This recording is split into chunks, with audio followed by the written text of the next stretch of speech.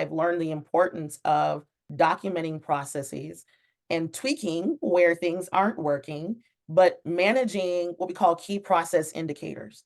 So knowing a KPI could be how many leads did you seek out, how many mailers, how many text messages, how many phone calls did you make to generate leads? And then from there, how many people responded to those strategies for lead generation? And then from there, how many offers did you make as a result of those responses to leads? And then finally, well, not finally, but as part of the acquisition process, were you able to acquire the property based on that offer?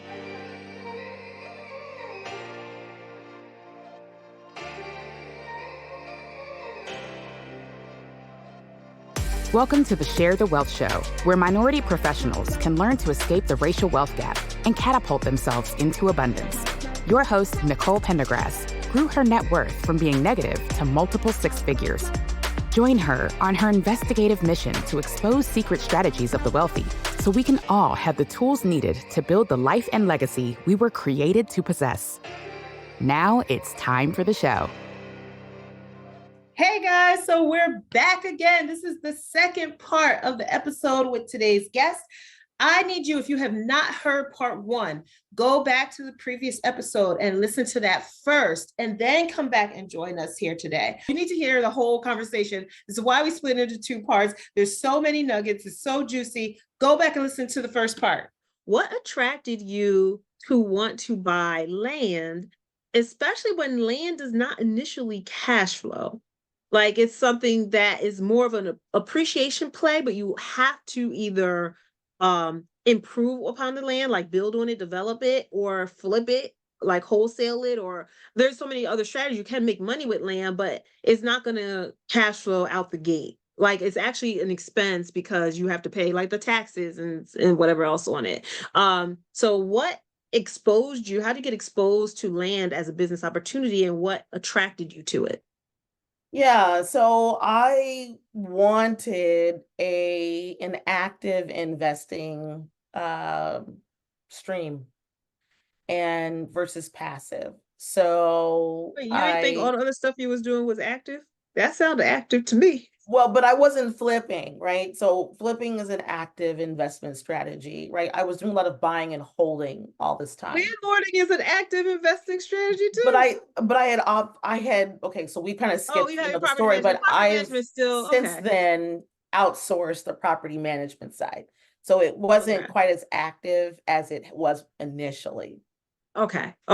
So it was I learned the value of outsourcing to people who do this for a living, right? And so anyway, yes. So I started to outsource. So I wanted another active stream of income.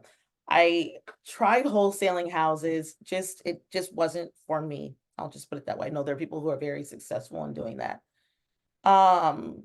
And I learned about land online. I joined a group called Land Profit Generators and learned how to flip, learned how to buy and hold. They basically learn how to teach you how to flip.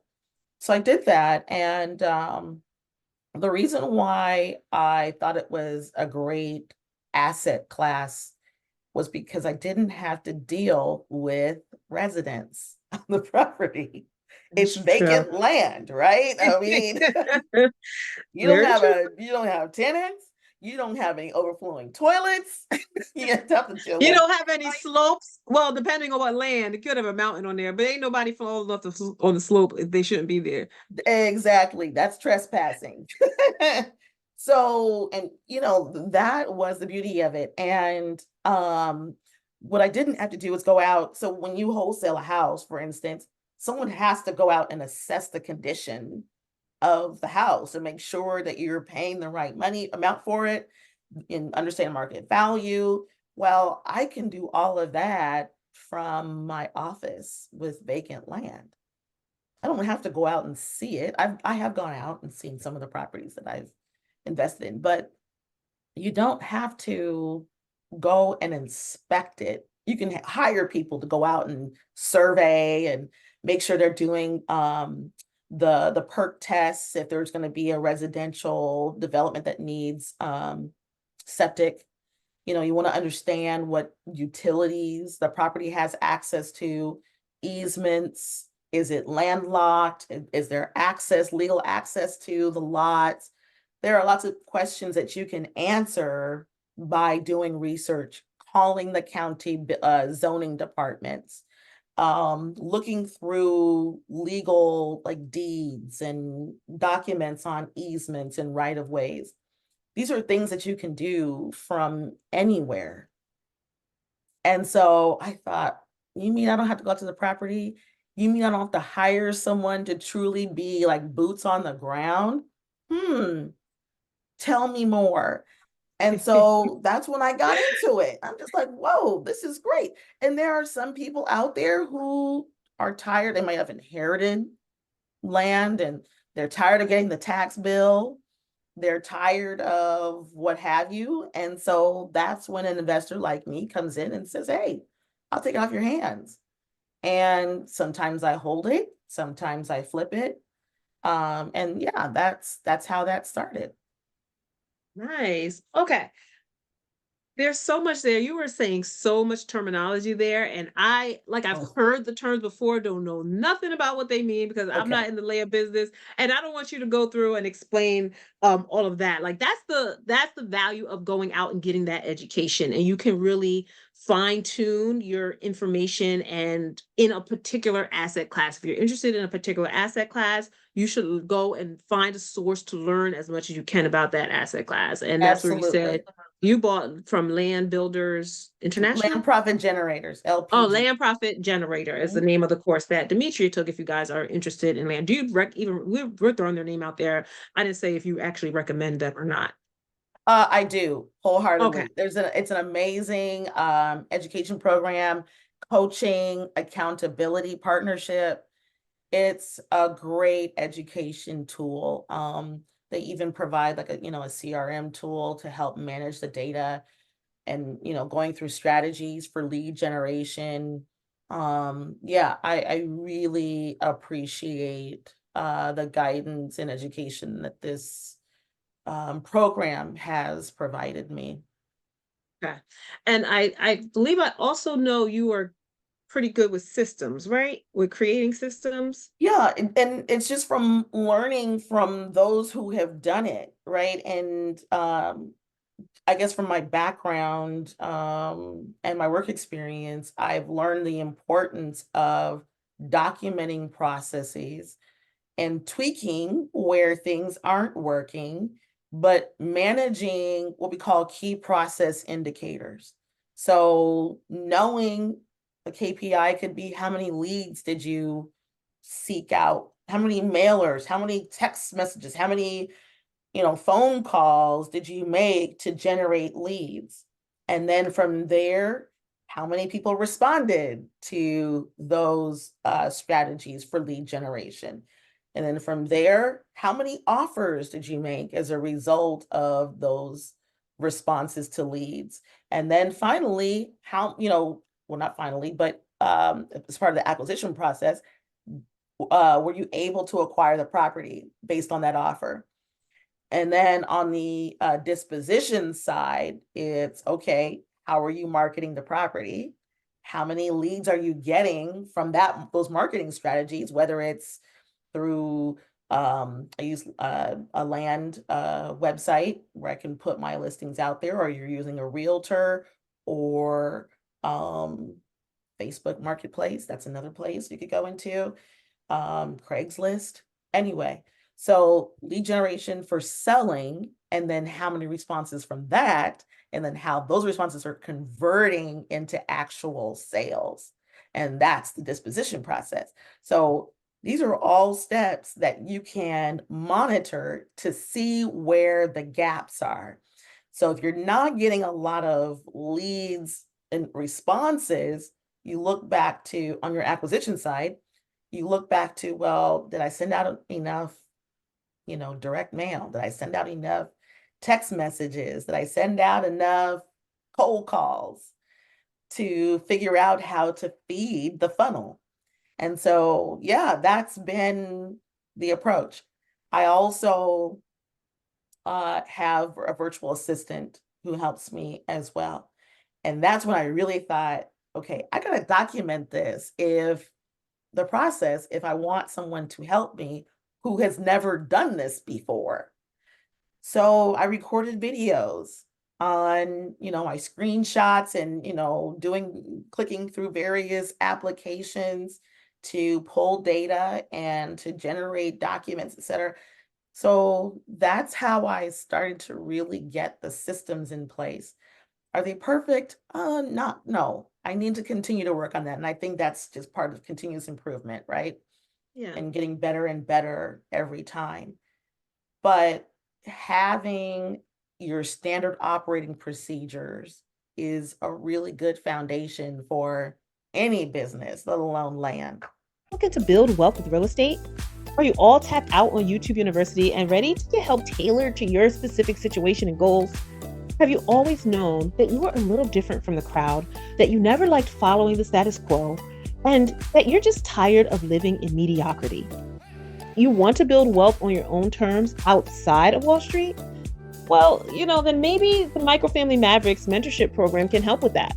It's a community where I handhold you through the process of buying your first small commercial multifamily building, because not everyone is ready for 100 units out the gate.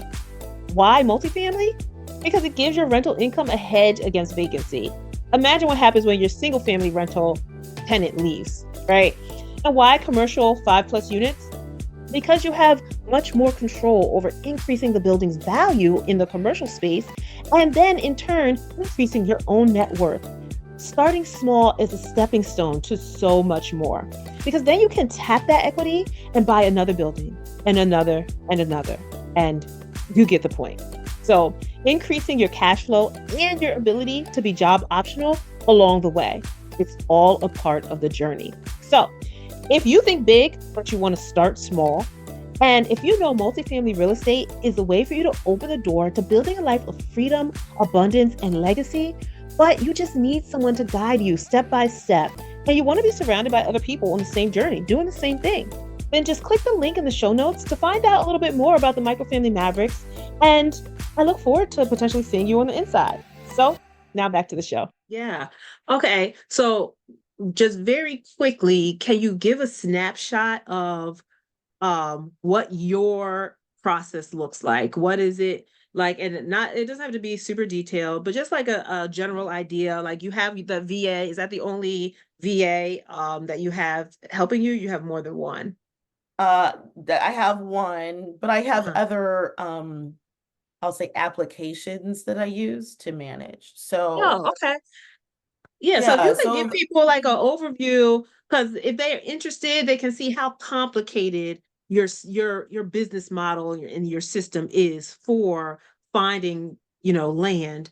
If some people think like, oh, it's some big production, I need this much people, I need this much money per month to implement this, and like, you know what I mean? And so it turns people off because they don't know what it actually entails. So I want just to hear from someone who's doing it, what does that system even look like? How simple or complicated it is, to mhm. give people an idea.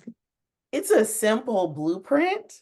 However, the execution process is what makes it challenging because you just have to follow up. I remind myself all the time I have to follow up. So like I said, the beginning is lead generation. So it can be through direct mail, texting, phone calls, or maybe other means, websites, That's what you do? Or what's your SEO. lead generation? You do? Mainly direct mail for me. I Oh, do okay. direct mail and text messaging. Oh, okay. Okay. For the most part. So then I have a call center that answers my calls. So they have a script on the information that they need to record in my CRM tool where I'm keeping track of all this information, whether it's the properties that I've found, owners that I found, and then people who are calling in to provide more. So there's a list of questions that I ask to understand who owns the property. Let's make sure we have that together. Do they have a price in mind as to how much they want to sell it for? Things like that. So there's that. And then there's the market value analysis. So doing that calculation and looking at comps, it's just like going on to realtor.com or Zillow and finding out how much properties have sold for in the area, finding comparables. So using that information to establish your market value and then deciding what your offer is going to be. So there's that. And then there's negotiations, right? There's that. Then getting it under contract. So then you could either decide that you want to purchase it or wholesale it. And what part of those processes are you actually involved in? Because I know you all love of them. outsourcing. We all love outsourcing. Okay, so All you of do it. them. Okay. I do have help in, I don't want to go through all this, but I have Yeah, help yeah. in getting through, each of the steps.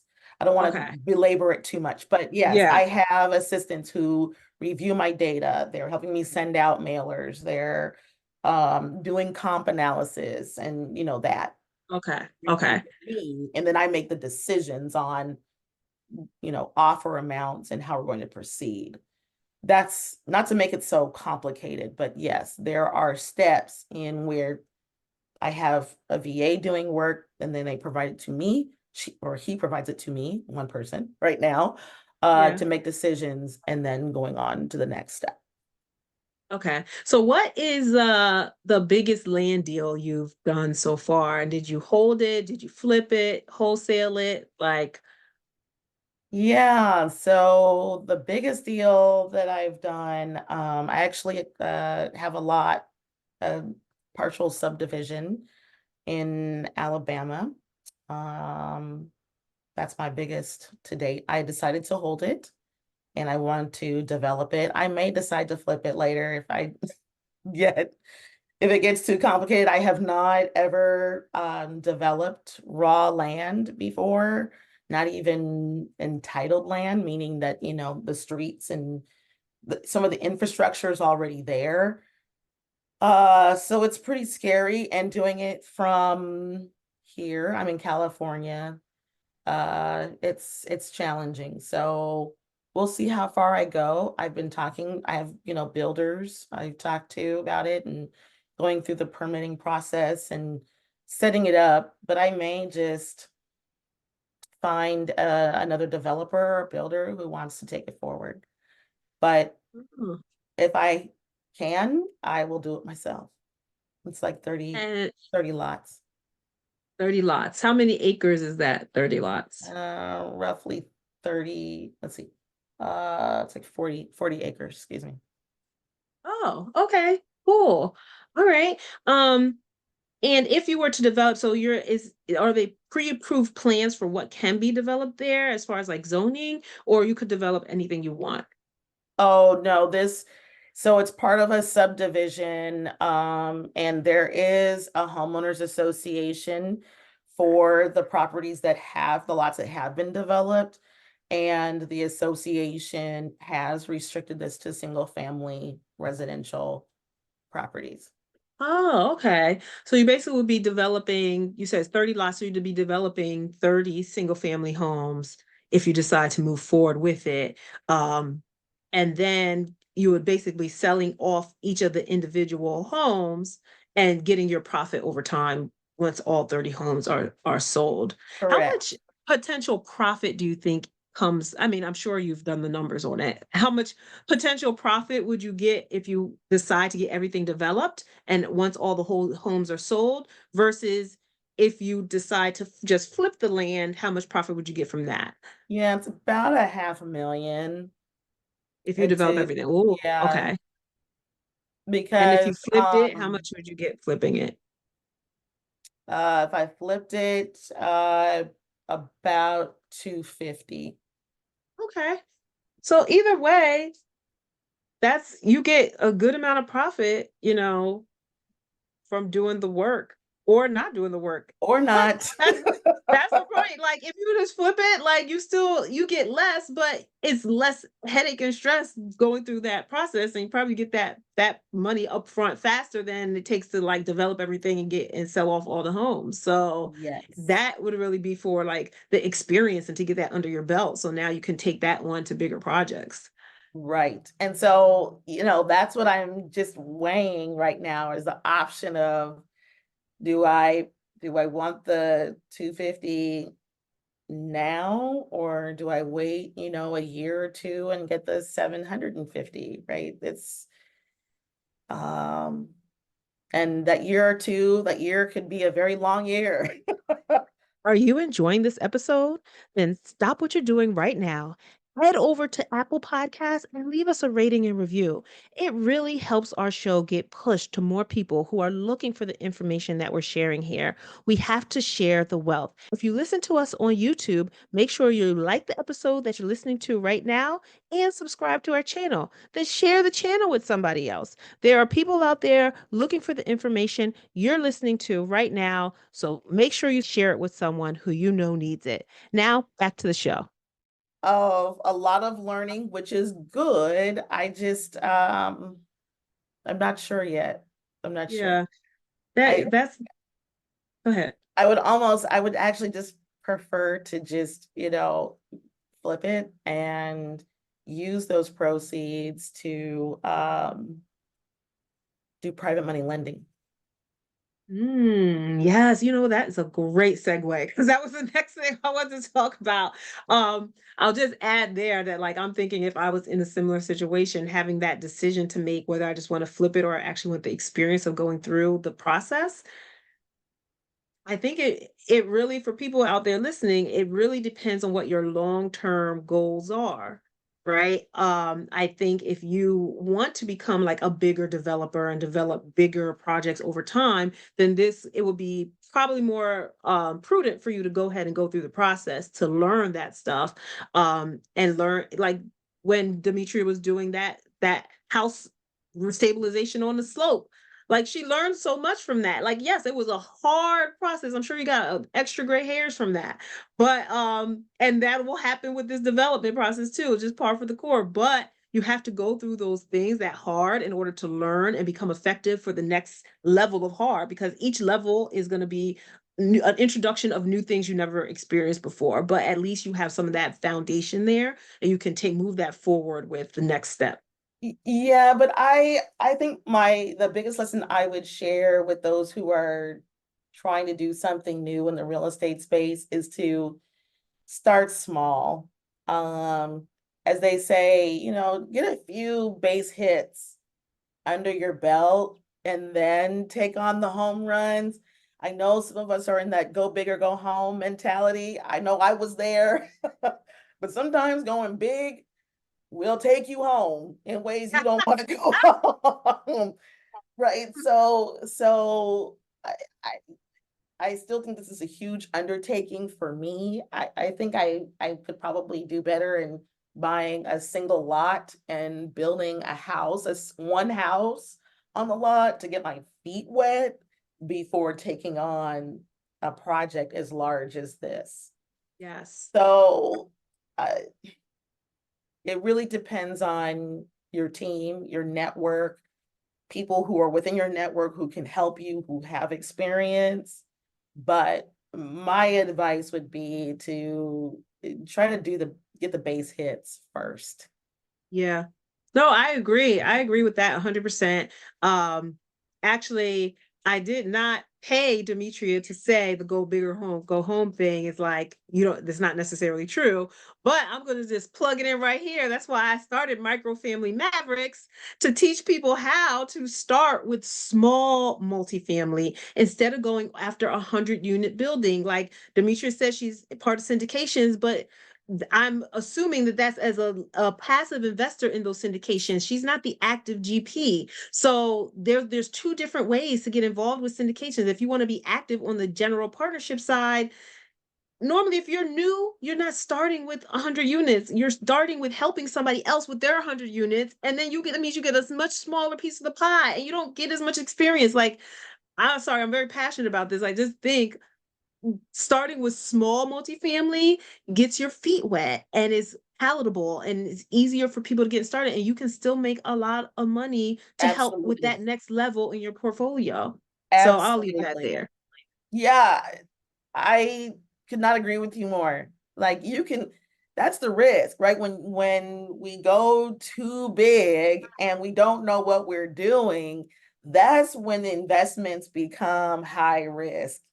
If you Mm-hmm. start small and you make a few mistakes, then you can overcome them a whole lot easier with a 4 or 5 or 6 unit multifamily, for example, than if you got into a 100, 150 unit property that you know nothing about as far as managing it, improving it. And yeah, so that I agree with you. I Thank you. agree. Okay. Private lending. We're going to do that quick. So I got to get to Okay. my final questions. Oh, okay. My bad. Oh no, you're good. This was I knew from the beginning. Didn't I tell you from the beginning this was going to be a long episode? I knew this was going to be a multi-episode situation here. So with your private lending, do you have like what's your requirements for who you lend to, what asset classes you lend on? What's the game plan there for you as far as like if someone wanted to approach you with a private lending opportunity, what would it take for it to be in your lending bucket? Yeah, I look at properties like I do transactional funding. So say there's a wholesale deal and the investor who has worked with a property owner who is trying to sell it to another owner doesn't have the down payment funds to get through the transaction, I will lend. And that typically that transaction takes place in a matter of a day or two. So I can lend there. I've also lended on notes for, so okay, if a property, and this is on vacant land, by the way, I have not ventured into actual like residential or commercial properties for this particular investment strategy. So say there's someone who has already purchased a property and there's a loan or a note or a mortgage on that property. So they put a down payment in. Now they're making monthly payments to fulfill that loan. The person who sold the property and owns the note can now sell that to someone like me. And so I'll buy it and then I'll collect the interest on the payments that the previous owner has set. So I'm basically earning interest. It's just like the banks. This is what they do.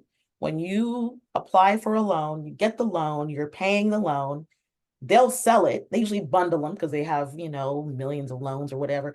They'll bundle them and sell them to a third party.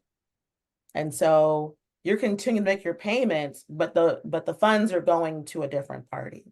And so Yeah. that's what I'm doing, is basically being like a bank. Nice. And yes, people, if you've ever had your mortgage company send you notification that you no longer are sending your payment to them, you're sending it to XYZ new bank or new lending institution, that's what happened. That new bank bought your loan from the previous bank. And so now you're paying the interest to them. And normally you buy at a slight discount because you still have a certain amount of term left on the loan, a certain interest rate, blah, blah, blah. So there's a lot that goes behind that. I have dabbled into learning a little bit about whole like buying performing or non-performing notes and that kind of thing. Yes. So I understand how that works, but that's great. Like, and that's a way to when your plate is full with, I guess, a lot of other things happening, you have extra capital. That's a way to still make your capital make more interest than what you would get in a bank, but without you having to do because any maintenance or management is not like having residents. It's almost the same as like having land. I see you just pulling back from having tenants and residents in your and your management responsibilities. Like you can outsource the tenant and management and anything else. Like I'm getting interest or I'm dealing with asset classes that don't have a resident component that I need to figure out. That's right. Oh, crap. We didn't talk about the main thing I wanted to talk about this whole time. What's that? The fast food. Oh, Oh, oh my gosh. Jeez Louise. I could spend a whole 40 minutes just on that. Oh my goodness. Okay, what am I doing? I'm looking right now. I almost want to make you come back on to do a separate episode just on the triple net lease situation. Would you be down Now, for that?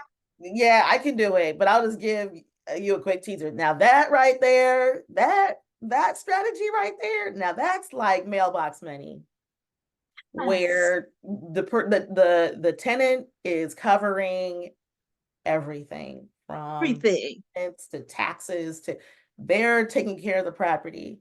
Um, there's no involvement there.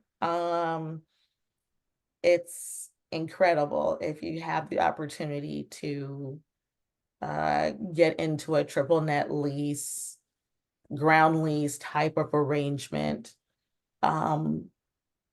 especially with a national tenant that has the financial backing. It's pretty awesome. Oh my God. Okay. I can't see now. I was really on the verge of like, nah, we got to just bang this out right now. We're going to cover it real quick, but I do not want to rush this part of it. I do not want to rush Okay. it. Like, we have to bring you back on. Gosh, I'm sorry. All right, we're going to reschedule to bring you back on so that we could talk about this triple net lease fast food restaurant situation, because I'm still so in all that. And I want to dig into this, into like every little detail, like our first call, like those same questions. I wish we had that first call recorded, because I just need to, okay, never mind. All right, we're going to go back. Okay. So, Another time. That's fine. so much that we had to talk about, and I don't know how I let that get by to the end. Okay. All right, everyone, I'm sorry, but y'all gonna have to listen for the third, because I know this is gonna be at least 2 episodes. We got to listen to the third episode when Demetria comes back again to talk about this next mailbox money. Like, literally, everyone talks about mailbox money. The only way you're getting mailbox money, not if you're a landlord, even when you have property management, property management company outsourced, you still are involved, right? You still have to make decisions. You still have to correspond with the property management company. You still, like, it's not as hands-on. You're not getting calls about toilets in the middle of the night, but dealing with property management does not mean you are hands off. And it doesn't mean it's 100% passive. That's right. And then the only other way is if you are a limited partner in a syndication, which we discussed, Demetria does as well. Then that way, that's also mailbox money, right? Or like direct deposit money, whatever you want to call it. Because the active operators handle all the active activities for the property. This is the one other thing that is not, you got to put a little bit of upfront work, but once you buy that building and you get it, that's literally, those leases with commercial tenants are like 10 to 15, 20 years. That's right. So you get it, and that's literally 10 years minimum of you not doing nothing but getting your all And right. I'm I'm getting so like, do excited. whatever you need to do to standardize the building, whatever. I don't care what you do to it. Your whole build out yourself. Oh my gosh, it's Build gets it me out so yourself. I excited. don't care. I don't care. All right. Oh, I'm so excited. I'm so upset that we did not. Oh, guys, I'm so sorry about that. Okay. So what we're gonna do now, we are gonna go into the last section of this episode with Digest with the Guest, which is the last few questions that I ask every guest on each episode, because I call it Digest with the Guest. Thank you, Thea Stewart, one of my listeners, who gave me the name of that segment, because I was asking y'all for a while for the name of a segment and nobody was giving me no information. I got a couple, but Thea's was great, and I love it because the guest normally gives so much juicy morsels of information. We got to take time to digest it all and like really get it to settle in our system and know, so we can really get the nutrients from the information that they gave us. Right. All right. Maybe I'm a little OD sometimes, but that's okay. Y'all love me. Love it. All right. Warren Buffett said, diversification is protection against ignorance. Kind of take that to mean that basically people diversify because they don't know what they're doing. But what is your take on that? Is that a good or bad thing?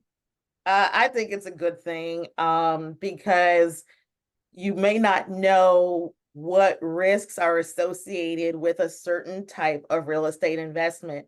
And if you diversify with different asset classes or different ways that you're investing, then you're minimizing your risk rather than putting all your money into a single project or a single asset class in the same geographical location. you're protecting yourself from things that you don't know. And that's You're the right. ignorance part.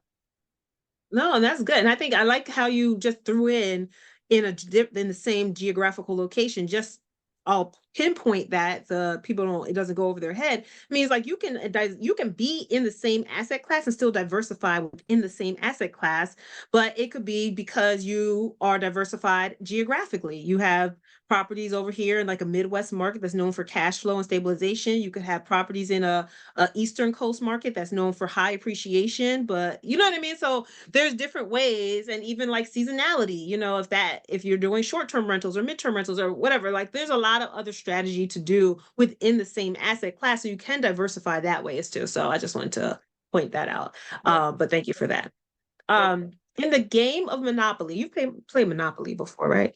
Oh, okay. A few times. Only a Okay. few though. No, but as long as you even have played a few, like the basic concept, right? So Boardwalk is or the most expensive property, and Baltic is the least expensive property. In that game, which one are you buying first if you had a choice, and why?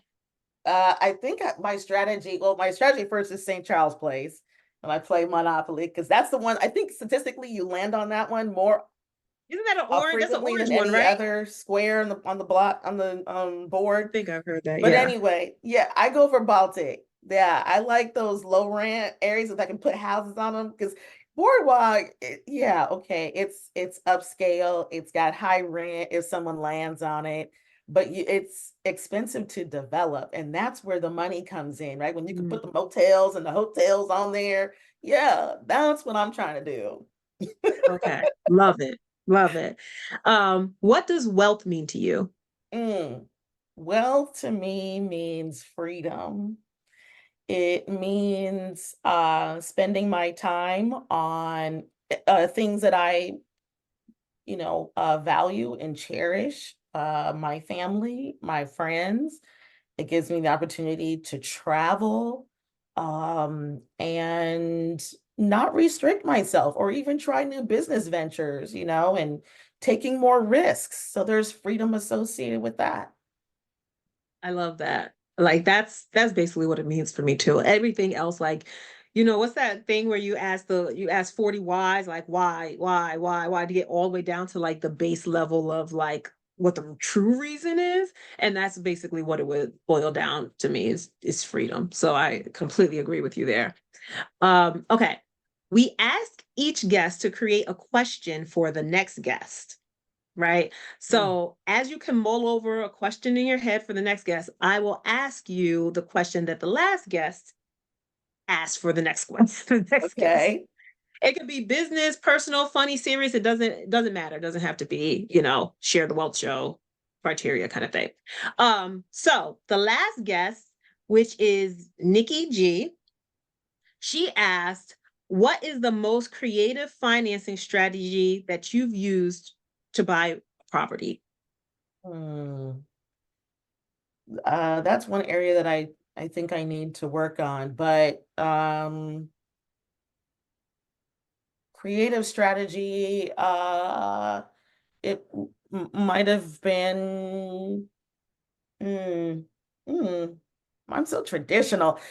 Basically, finding investors to partner with me on projects that I may not have the funds to cover myself, or even um, wanting to spend them. Oh, I will say I have done a subject to. So acquired a property by taking over an existing mortgage. I think that's probably the most creative. Yeah. Oh, and what property was that on? I won't say it's in the South Okay. specifically, but yeah, it was something that I took over, and there was a need there to um, acquire the property before it went into foreclosure. I'll just put it that way. Mm, okay. Okay. Love that. It's definitely very creative. And the first thing that popped into my mind is like the whole the project, the triple net lease restaurant that we go talk about next time. That was completely creative financing. So I don't even know why that didn't pop to your head first. It's traditional for That's commercial. not tradition. That's not Well, creative. it's not That's creative in the commercial space, but because it's normalized, but it's still considered creative. You did not go to a bank and get a new loan. Oh, the whole acquisition part is creative. We're gonna touch on that next time, y'all. Okay. But you'll see why I say it's creative. So y'all can argue me with her, please. Now, you got a question for whoever our next guest is? If you could start over in your investment journey, what asset class or strategy would you pursue first? Okay. You pursue first. Great question. All right. Perfect. Now, all right. Last question. How can listeners connect with you or follow you or link up with you or whatever? Yeah, so I have a couple of aliases out there. Mainly G Harvest Homes, info@gharvesthomes.com. I have an Instagram account that I sort of kind of manage at G Harvest Homes. And hello at the Land Gals. I'm also known as the Land Gals for my land. And hello at cherrywoodloop.com. That's my private lending company. It's Cherrywood Loop Partners. Yeah, so those are the ways. Nice. Excellent. Well, thank you so much, Demetria. This was fantastic. I figured it was going to go long, but I know it was going to go long enough that I wouldn't be able to get to the main point I wanted to actually really talk about. But we have so much going on. Oh my gosh, my mind is blown. All right. I got to get on the ball. You made me just know that I'm slacking in life and I need to do more. Look, we didn't talk about this, but this has been a 25-year process. Okay. I am not one of those social media influencers who became a millionaire or multimillionaire in 6 months. I'm not she. Okay. This was a slow and steady process of learning, researching, following experts or gurus, and asking the right questions. It's been a long process. So for those who are out there who are starting, please do not think you need to do everything I'm doing tomorrow. Take small, calculated risks and then grow from there. Nothing else to end this on. That is a perfect ending statement. I can't even add to that because I'm going to dilute it. All right, everyone. Thank you all for listening and joining us on this episode of the Share the Wealth Show, episodes, plural, of the Share the Wealth Show. And I will see you guys next time. Did you love this episode of Share the Wealth Show? Be sure to connect with Nicole by following her on LinkedIn, Instagram, or Facebook. If you picked up any of the gems that were dropped by today's guest, make sure you not only put them in your bag, but if you know of someone who would benefit from this information, don't keep it to yourself. Share the wealth and make sure to leave us a rating and review. We'll see you for next week's episode. Subscribe so you'll be notified.